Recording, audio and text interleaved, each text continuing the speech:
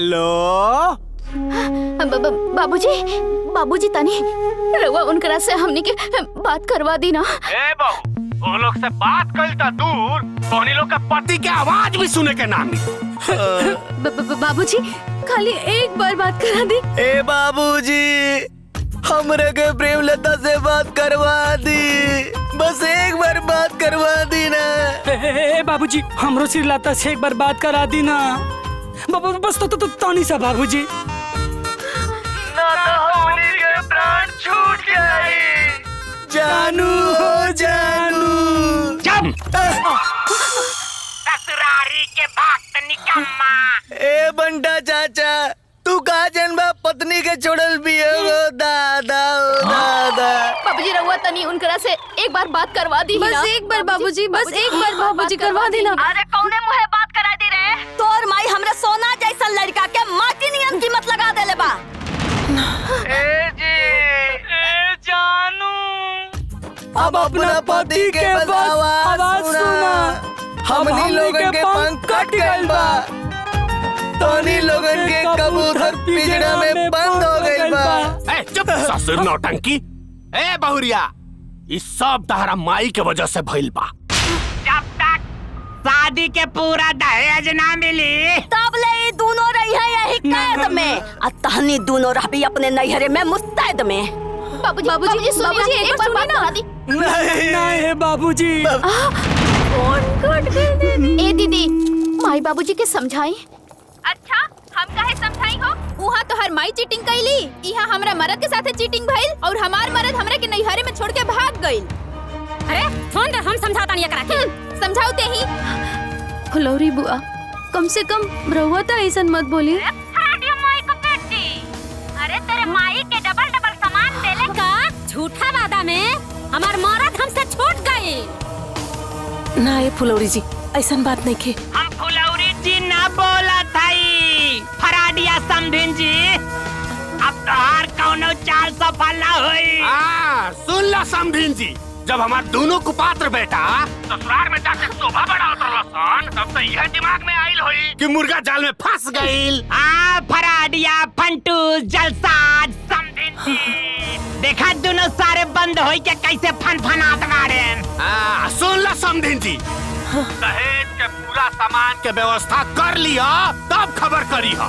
जब ले तय कल सारा सामान के व्यवस्था ना करबू, तब ले तहार दोनों बेटी सन के दोंगा ना होई। जिंदगी भर तहार दोनों बेटी तहारे मुड़ी पर बैठ के मुंह दरत रही सा। फराडिया समधिन, ए फोन काट रहे।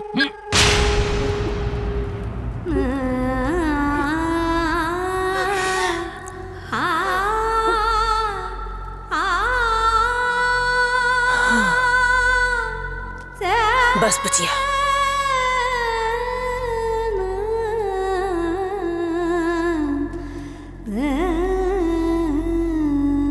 हम तोहनी का जीवन बर्बाद ना होके दे। ये घर बाचल बा, एकरा के बेच के हम तोरे ससुराल वालन का एक एक सामान दे देब हम।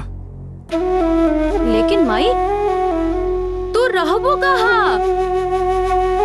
बचिया, अरे हमार दीने कितना बचल बा, हम कहूँ रह ले, बाद में तो मरी जाए की बाना। माई, माई,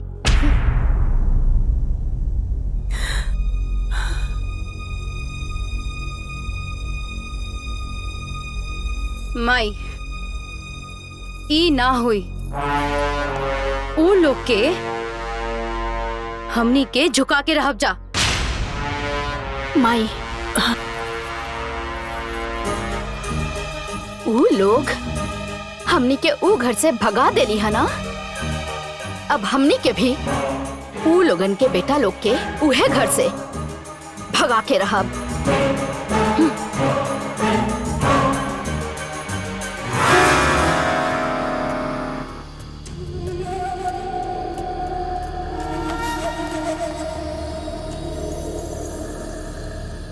तू देखा ई कमरा में के सुतल बा। चल चल चल, हाँ चल चल चल, आराम से।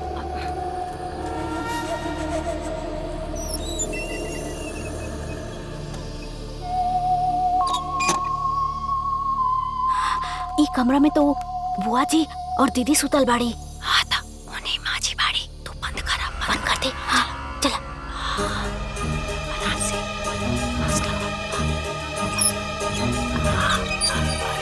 आवाज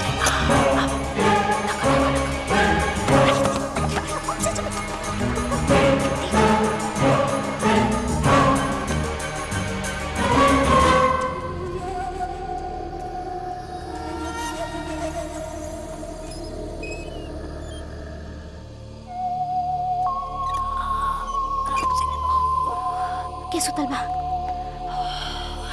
के बा एमे माजी बाड़ी। अम्मा जी तो फिर बंटा चाचा कहाँ बाड़े? अरे बाबा कहीं खटिया लगा के सुतल हो जन। चलो देखेंगे। चलो चला।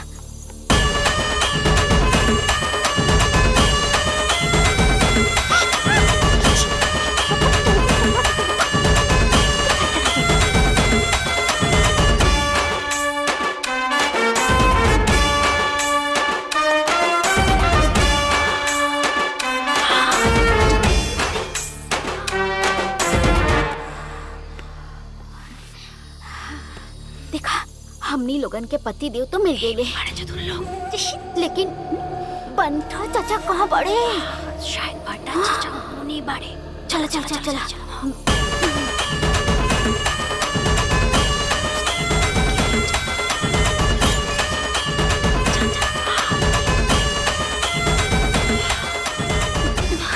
बंटा चाचा भी मिल गए।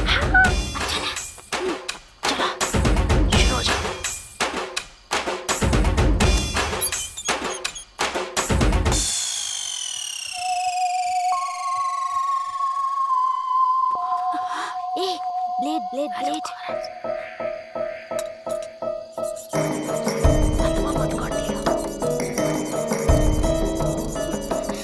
अरे यार हमसे ना हो पाई। तू काट पकड़ ले क्यों दिक्कत नहीं ना होने की दिक्कत ना कट गए। देख पकड़ा आराम से पानी रख दो।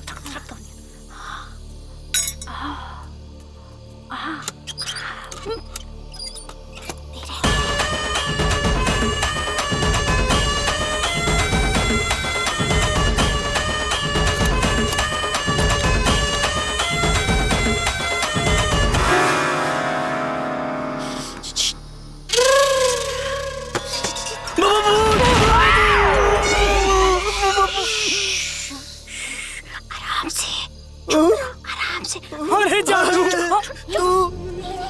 शोर मत करा जा। पानी को हलाना चुप।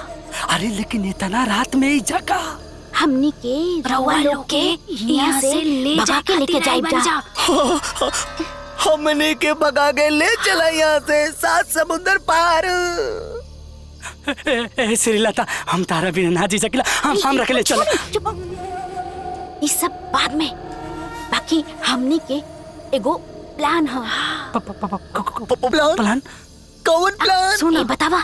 रवा लोग के कपड़ा पे नकली खून के रंग डाल के अंगना में फेंक दिया जाए और रवा सबके लेके भाग जाए। बाकी रवा लोग के बस एगो काम बा, भागत समय बचावा जोर से चिल्ला के भाग जाए। समझ में आइल? बोला ना। अरे लेकिन जब घर के लोग आ जाइए तो कैसे भगा के ले जेबू? रवा लोग चिंता मत करी।